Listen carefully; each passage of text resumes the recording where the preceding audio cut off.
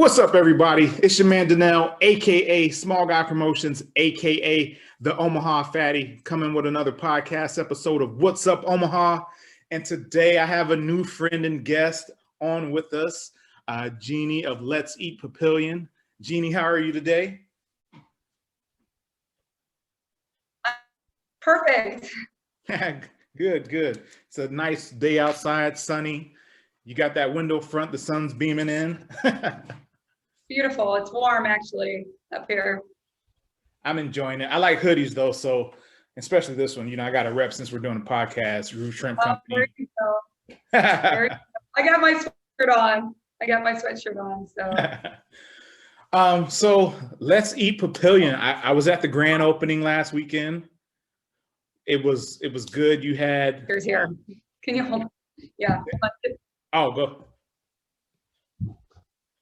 Hold on just 1 second. Okay, yeah, go ahead. Hey, Paul, I'm doing a podcast right now. That's what happens when you have, you know, a podcast going on. Hey, hold on. I'm not gonna cut it out either. Like, we gonna leave this. I'm just gonna sit here. Since I got the sweatshirt on, I'm gonna talk about the Rouge Shrimp Company. Shout out to Chef TJ, Rouge Shrimp Company out in Waterloo. You know, they sent me this earlier. Was it earlier this year? Yeah, I think it was earlier this year. I got the package. TJ came on the podcast a while back. I think it was over the summer when they were open. Yeah, man, if you're ever out in Waterloo and you like to eat shrimp, check out the Rouge Shrimp Company. Woo! Woo!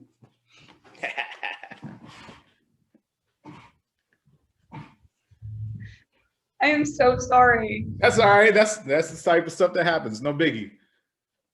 And I'm like, no, not right now. Yeah, it's totally all right. I got a package earlier before we started recording. It was like FedEx. They rang the doorbell, and I was like, "Who's ringing the doorbell right now?" I know, right? It's like everything all at once. My life. No worries at all. So we were just about to get into it and talk about Let's Eat Papillion. I was there at the grand opening last week, and our friend from Primal Indulgence, Lindsay, was out there, and I picked up some goodies from her. What is Let's Eat? You know, for the person who doesn't know about pop-ups, because it's a newer concept, what can you tell them about Let's Eat Papillion? Well, Let's Eat is actually a pop-up restaurant, which means someone new is going to pop up at my restaurant once a week or more, depending on if there's some new event that I'm doing. Like Lindsay, our friend from Primal Indulgence, she was doing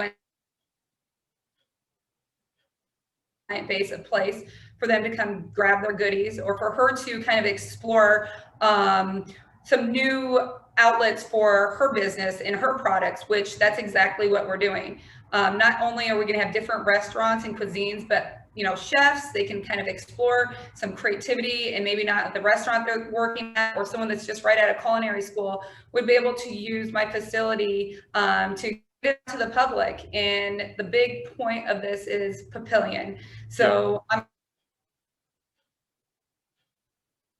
and it is gorgeous down here. We're a great community, and for my business, for Let's Eat, it's a take and go, which is perfect during COVID in these times, but also is perfect to push everybody back out into the community and to see what Papillion has to offer. There's many shops down here. There's other restaurants, a few other restaurants, some great bars like Twisted Vine, and also First Street Plaza Park, which is just a few steps away from Let's Eat. You can grab your food from here, go sit outside, enjoy listening to the music that we have playing, and there's public restrooms.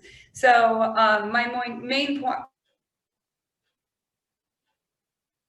from the community to try different types of cuisines and food, which isn't offered in downtown Papillion, and then also to push them back out to enjoy Papillion. So beneficial both ways. So how did you choose this location?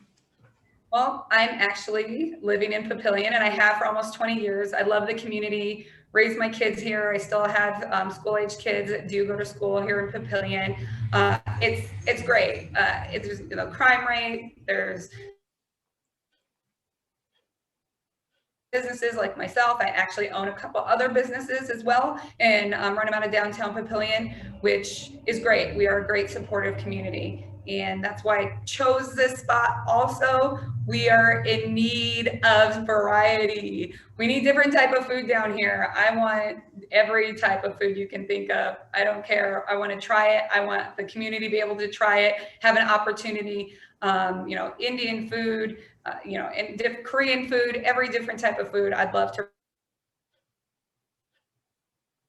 At some point, it would be great. There's just no opportunity right now in Papillion, not saying in the future, but also it's great for places or chefs that are thinking about maybe starting a restaurant and they're unsure. Mm-hmm. Well, should I don't know if this is for me. Maybe they do one night of Let's Eat and they're just like, oh my gosh, this is definitely the direction I want to go. I need to find a spot right away. Or it might be one night at Let's Eat and they're like, okay, I'm definitely not ready to go full force into having a restaurant. So, which is great too, if you're bringing in different types of cuisines. Maybe the community won't be receptive on something like a poke bowl place.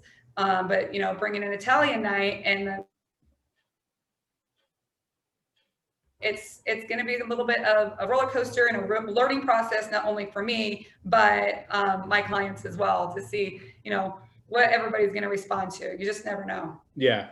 So that's an interesting thing, what you said. I didn't even consider that. Not only is it for established chefs and cooks and restaurants, but for someone who might be thinking about opening up their own place and going out on a new venture. So that's a pretty cool concept that they can come out there. That's pretty low risk. Yeah, very low risk. And that way they can get the experience and just maybe they're, you know, trying different stuff as far as cooking, you know, hey, is this a good menu? Or, you know what, after I actually put this out in public, maybe this isn't the direction I should go. But it also is getting people thinking. There's many people I know, they're like, well, you know what? You know, maybe I should have gone and been a chef, or, you know, it's some sort of inspiration. Eventually, my plan is to get more of even kids that go to like Papillion, the high schools, and they take culinary classes there, maybe doing some sort of night for them out of here. Maybe, you know, a competition between the Titans and the Monarchs or something. Yeah. Chefs go head to head. This is what I see for the future for sure. I just think it would be fun. So just hopefully I'm an inspiration for that here. So what was the driving force aside from you loving food? Was it just that you wanted there to be different food options here in Papillion? That's how you decided on a pop-up? Yeah, absolutely. I wouldn't want to say, you know, too much about the other restaurants down here because they're provide food for, you know, the downtown Papillion area, but there just isn't that much flavor. And, you know, if you travel or even if you just go to a, you know, a bigger state or a coast state, you just get a variety of different types of food. And, you know, you kind of get spoiled on that. And then you even go to Omaha, it's great. But we need it in Papillion. Let's keep it local and let's make sure that, you know, kids even have an opportunity. I think about when I grew up, I didn't have that many choices of food. Like I did not try Indian food until I was, you know, 20 years old. So, you know, this way we can get, you know, school age kids trying something they might not have the opportunity to, because, you know, everybody's busy. They don't have time to venture out. You know, then you're like, okay, are the kids going to like it? Are they going to do this and that? This is like low risk investment, honestly, just to try a pop-up once, you know, and see if they like something. So. And so you were saying, you know, again, for people to try once. Now, if it is something that they like, how do you go about scheduling and how far in advance are you scheduled out? Right now, I'm scheduling into February. I do have some special event nights that I'm offering, and I was actually approached that maybe I could add an additional night because right now we're doing Friday dinner, and I said we're doing special events like our Primal Indulgence was here on Wednesdays. But you know, I'm open like to do breakfast service, which would be really awesome to have breakfast down here in Papillion. Something great. Also, I was thinking as far as springtime comes and see how COVID goes, someone that maybe is a baker and wants to do like some sort of wedding cake tasting, have them come through here and almost in pop-up style, still have all the information, but even maybe just pick up a little, sampler box of wedding cakes. Because during COVID, everything is different. It's a different ballgame, and you have to think out of the box. So yeah, and I keep telling people that if you can make it during COVID, like you can make it. Like there's been a lot of places that I've spoken to this year that have started their business during this pandemic. So I'm like, man, if you can make it now, like once this goes away, you got it made. So fingers crossed, right? Because you just never know what else is gonna, twist up. But I do think you're right. If you can survive and if you're creative and you're bringing from your people, I think you'll be okay. I really do. And I think everybody in the community is coming together right now because of all this. And I see all the time, buy local, push local. Yep. I see on Facebook all the time in groups, hey, locally, what can I get? I don't want to go shop Amazon. I don't want to order this anymore. I'm done. Yeah. So I think there's a lot of support. And it's kind of nice that we kind of got pushed in that way. It was a big push by coronavirus, but I'm glad we did get pushed and taking a look at the mom and pop shops. People might have been in business for 20 years. Their shop open, and now hopefully they're getting what they deserve, some attention. So yep, yeah, that definitely is a plus, and I've talked about that before too. Yes, we have the people, so many people right now arguing and complaining about whether or not to wear a mask, but outside of that, there is a lot of people that are coming together in a sense of community. So it's really good for that. And for me personally, I've been trying to support local. That's been my thing for 7-8 years, is making sure to push local.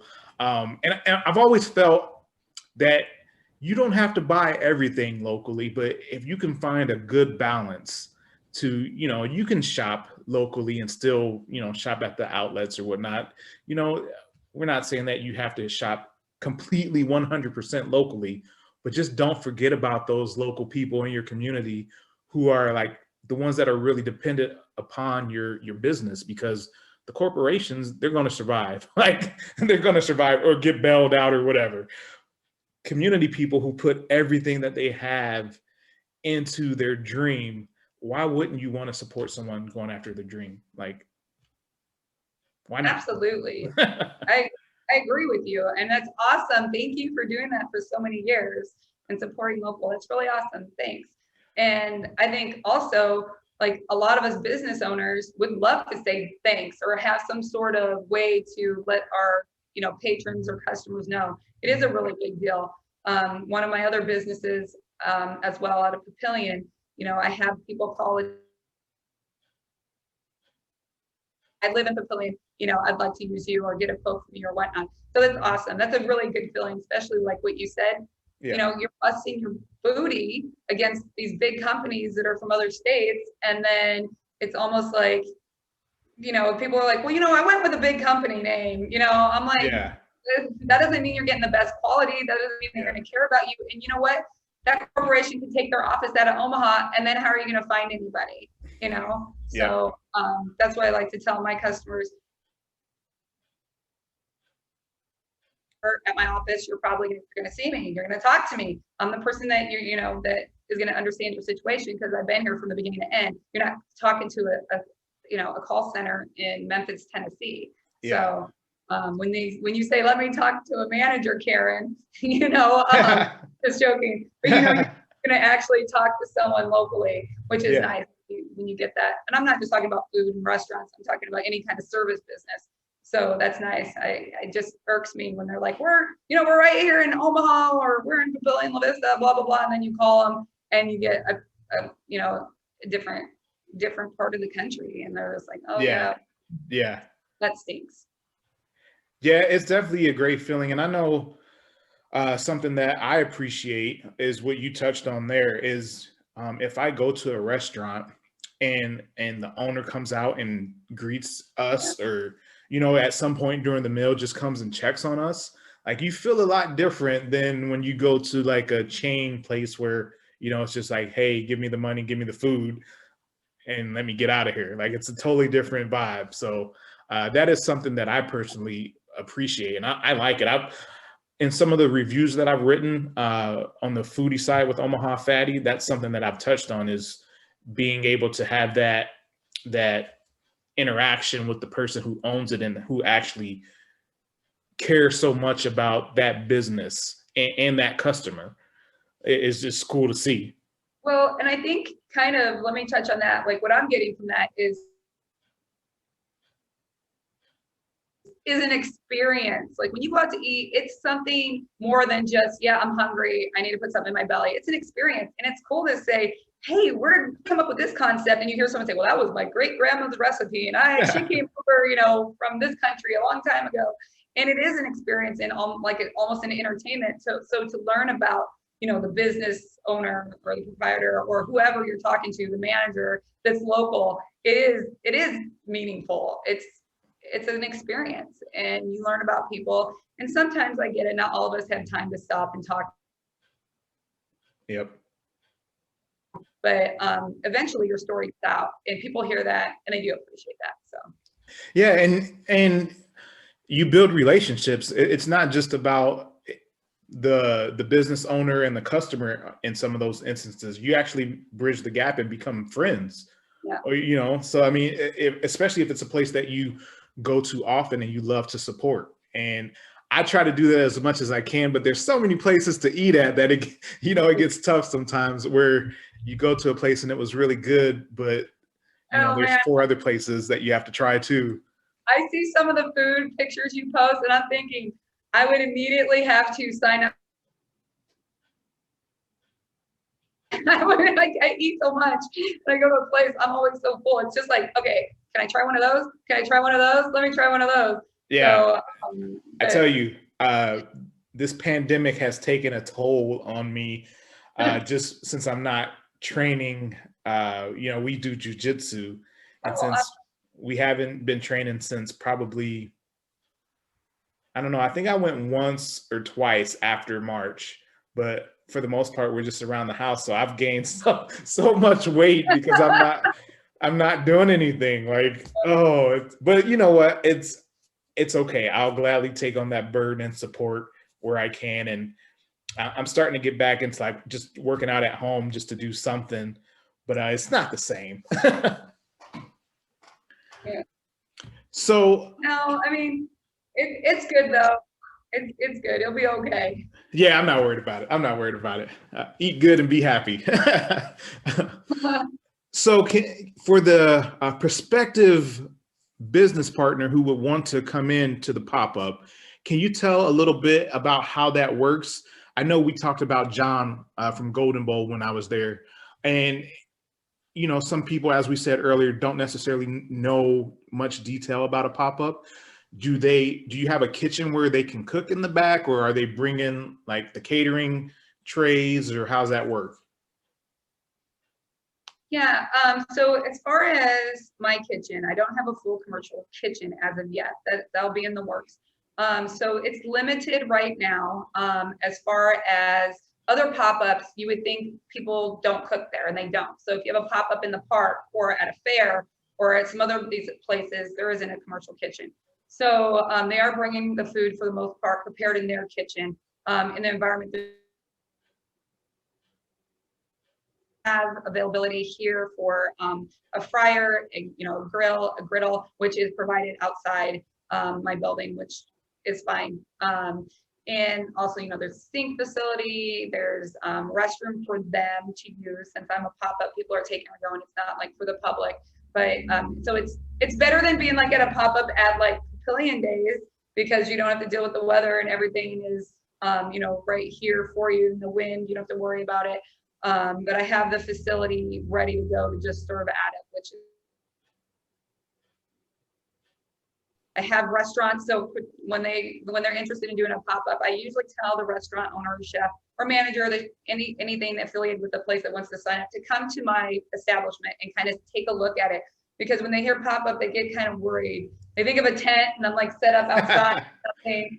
And I'm like, no, I promise you. And I'm always so happy to see the look on their face. They're like, what? This is cool. This is nice. I get it. And my building used to be an old gun shop for like 20 years. So literally, because it was just a gunsmith out of here, didn't even really have anybody come in just to drop their guns off it, and that's it, and pick it up. So I had a lot of work to do, but I wanted to keep it looking like the old building from the 1920s that it was. And ironically, before it was a gunsmith, it was a meat locker and a meat counter. So I still have some of the original windows that was in the were from the basement, stored in the basement from that. So I was thinking eventually maybe restoring that somehow and bringing them back out, but window front, which is very inviting, and it's accessible where if you're in a wheelchair or some sort of impairment, I don't have any steps. The door is wide enough, and it's for you to come in and get your food. So, and people like that because we want to be able to have the opportunity for everybody to enjoy someone's food that comes out here. Right. Also with Let's Eat, they ask about as far as customers. So we do a lot of marketing and videography and photos as well along with it. On December 18th, people in Papillion might not know what that is. So we go out and we'll do a video. It's just so we're gonna post that so people are like, I get it now. I know what that is. So there's so it's successful both ways for people to have an experience, and then for the restaurant to be able to gain some business that way. So yeah, and if it is an established business, like you were saying, maybe they're thinking about opening up a second location, or maybe they're planning on moving somewhere. And even if they're not, even if they're comfortable in the spot that they're in, if you're in Omaha, but you want to branch out and get some reach in a different area, that's a good way to do it, because someone may never try your product if you're not in their like close vicinity. So for you to go and do a pop-up, that's like a huge opportunity for word of mouth to spread. Absolutely. So like we had also Vitality Bowl, which most people didn't know what an acai bowl was at all. If you go to California, you're absolutely going to know what that is. But here you don't. But there's 2 locations. There's one in Exarban and one out west, which she's very successful on that business they are. But Papillion, they're just like, what is that? I don't know if I should get that. And they're delicious and they're healthy. And so you're right. Then I have anybody that comes in here, they can set out menus, they can set out coupons, they can put out information about their products. They can stay here, stay out front, answer questions or anything that people have about their products. Because I do have staff available to be able to, run the cashiering part of it. And then if there needs to be someone to serving. So if they'd rather say, hey, you take care of this part, I just want to talk to my customers and clients that are coming in, we can arrange for that too. But most of them want to do both and be all hands on. Right. Yeah, it's nice opportunity for both of us. So. Yeah, and it just sounds like a really good deal, a great advertising avenue. And again, as we talked about, low risk. They come out one day. If nothing else, they for whatever reason don't like it. They don't have to do it again. Best case scenario, they love it, they sell out, and then they're like, hey, I should come and do this again. Let's set this up periodically. And definitely, so like I had someone say, hey, clients that I'm going to have coming up, they're like, hey, everybody keeps asking me to come to Papillion, so we'll see what happens with that one. Maybe they'll say, hey, yeah, no, this was great when I did the pop-up, maybe do it a couple more times, and maybe they'll start looking for some place to open their store here. They have another one in Omaha. So we'll see what happens with that, but definitely it is low risk. And you just never know. I mean, even if someone doesn't sell out, I mean, it could just be in, you know, other things going on. So I wanted to bring this up. So obviously I can't control if a restaurant or some business that's going to come in here, they all of a sudden they all have COVID. So at last minute changes, you know, that's another thing. Like this weekend, I have a last minute change. What I normally was going to have was Puerto Rican food, and we couldn't do that. So we're having Barbecue Brothers Smokehouse now. So, which is great. We're going to have nachos with smoked pork and chicken. You know, I want to at least have something for, you know, downtown Papillion, rather than saying, okay, we had to cancel this one because of whatever, or if in the future COVID, what have you. So I'll definitely always have something, even if it's a type of cuisine, like it's going to be like Mexican food this weekend. So rest assured, there'll always be something at least once a week. So you always have like a plan B, like you got like a contact list, just like, yes, hey. yes. Yeah, and I don't stress out at all. I'm just like cool as a cucumber when someone's like, yeah, we can't do that now because of, you know, oh, I'm good, gotcha. So yeah. Well, and that's cool. And I've seen, even before you open, of course, I've seen you guys on Instagram sharing photos and videos, and on Facebook, you know, we follow each other. How long was the thought process before opening up Let's Eat? Like, were you already planning this out in 2019, or is this something that you started to plan out this year?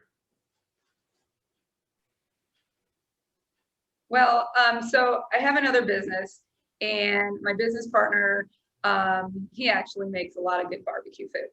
And I was always like, you should like get something started. You should do, you know, barbecue sometime. And he's like, yeah, maybe like, you know, at an event or something like that. And I think he actually looked into it. He does it from his house. He doesn't resell or anything. It's just, you know, for himself, or Yeah. when he's very lucky, he shares. But that kind of got me going. I'm like, this is cool. Want to maybe develop something more, or chefs. I'm like, that's a cool idea, and then get it out to the community. Also, my kid's father's from India, so I had always been around Indian food. Living here in Papillion at my house, I learned how to cook Indian food, and we always talk about, hey, you know what'd be really cool is like have an Indian restaurant in Papillion. And I'm like, you know, deep down, I'm like, I don't know if Papillion would really be ready for that. You know, this was like almost 20 years ago. I'm like, you know, I don't really know. And so all this stuff has always been in my mind. I'm like, you know what? It would be kind of dishes or cuisine, but not be in a full-fledged marriage to a restaurant. Because if people aren't receptive to it, you're gonna flop. So kind of like all those things were kind of just meshing in me. And then actually January, I have a little bit of an entrepreneur bug in me. So I'm like, you know what? I'm gonna start a new business. It's gonna be a pop-up, and we're gonna bring different food and variety to the community and to Papillion, and I get to try all the food. Yay, me! Nice. So that's kind of when it started. And then I actually decided in March, I think it was like the beginning of March, I papered up my windows 2020, and I drew little pictures of different food, people kind of wondering what's going on, and then boom, COVID. And I'm like, no, not COVID. So I'm like, I was just really scared, and I was like, oh my gosh, I don't know how this is gonna go. What should I do? And so I kind of just like laid low and held off. And then summer hit around June, and everybody kind of got a system down for the to-go stuff. It seemed like after May, it was that weird time between March and May. No one really knew what was going to happen with to-go and food. Yep. When they, you know, took them home, and then it came out like, okay, it can't really live on, you know, surfaces that long. It's airborne. So then I think that like took a turn in like the beginning of June of takeout. So I'm like, yes, this is exactly what I'm going to do, because that's the whole point of it. So it really pushed me to really start making things happen in summer. So I do have 3 children, which keep me busy, and one of them is in select baseball that travels all over. So oh yeah, there's a lot lot fully going on with organized through that. summer, and I knew by the end of baseball season, yeah, this is gonna be full-fledged. And also, which is a big help to me, is I have a 19-year-old that is a student at Notre Dame. He's a computer science major. And so he helps me with kind of all the back end stuff. When you're like, oh, I see you on social media, or, you know, even with the system or point of sale system. I mean, he helps me with all that stuff, which is great. Nice. That I have a 19-year-old brainiac for that kind of stuff. So, Nice. and then to mention, she just will help me sample the food probably. So Nice. Well, let's see. Is there anything that anyone who's sitting at home or listening to this podcast, what is the one main thing that you would like them to know about Let's Eat? So I had some questions that I think I need to clear up. Let's Eat Pop-Up is not just an order ahead. You can come in and walk in and grab something off the menu, but no sell out, we sell out. So on some of the events, it might say a time frame, but read the fine print on there. If it sells out, you're kind of out of luck. So pre-order if you can. And it also helps the restaurants and the chefs so they don't overcook food, and that sort of it helps all the way around. So, and then also I'm always up to suggestions. If someone's like, hey, we really want to see this type of food, or, you know, this kind of event, or we really want a little bit, like I said, the battles of like, I would love to see something like that. And actually, I don't know if you know this, but Lindsay, I know this might be seen way after the event happens, but she's going to do a little bit of a combo, cinnamon rolls and chili keto, which I think if we one day did like cinnamon rolls and chili and then cornbread and chili and kind of see how many people buy which, you know, the little war of, this is a Nebraska thing, doing cinnamon rolls with chili. So just do something fun like that. So definitely, if someone's listening to a restaurant, or if you're a restaurant or a chef, or just want more information about maybe participating in an event, reach out. Definitely open to all suggestions. Cool. So I got two more questions for you. One is, do you already have an Indian restaurant lined up to come in? I do. Yes, I do. So, okay. Because I know some, well, I don't know if they'd be interested in coming to Papillion, but Astoria, Omaha is one of the places that I've been helping get the word out about. So they, you know, like everyone else, have been hit by COVID. Definitely. And I'll hit them up and ask them, because I think that might be something that could be beneficial for them. Yeah, I mean, absolutely. We could even, because I know the place I have coming does a little bit of a twist on the food. So there might be something they can bring to the table too. And, you know, they're booked one time. So, you know, and another person can get on the books. And then there are other Papillion events that are coming about, kind of like with the Small Business Saturday. I had 3 people in here. So 3 different vendors. So definitely, you know, to have people lined up is awesome, you know. Okay, cool. Yeah. After we get done here, I'll reach out to them. The other question was, how did the grand opening go? I know I was there for a little bit, but how did the whole day go for you guys? It was fantastic. I mean, I was on my feet for about, I don't know, 15 hours straight, but it was fantastic. I love it. He did exactly what my dream was. People coming in here, grabbing the food and going to the park right down the street here. Yep, it was a nice day. It was nice, and it seems like it's going to be nice. It doesn't seem too harsh yet. So yeah, he definitely, that made my day. Like, he lived out what my little dream was for that in that park. So it was a success. Sold out.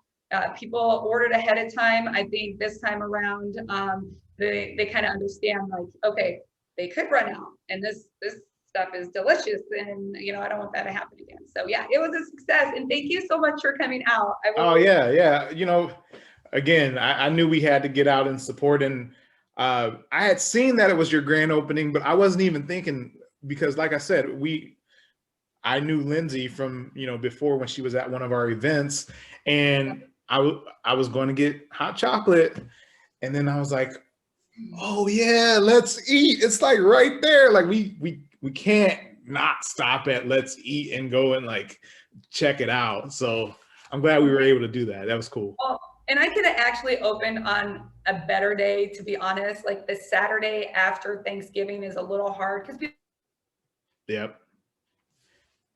small business is near and dear to my heart.